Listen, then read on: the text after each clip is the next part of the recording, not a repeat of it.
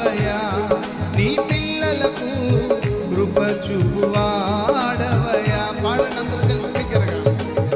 కృప చూపువాడవయా, నీ పిల్లలకు కృప చూపువాడవయా.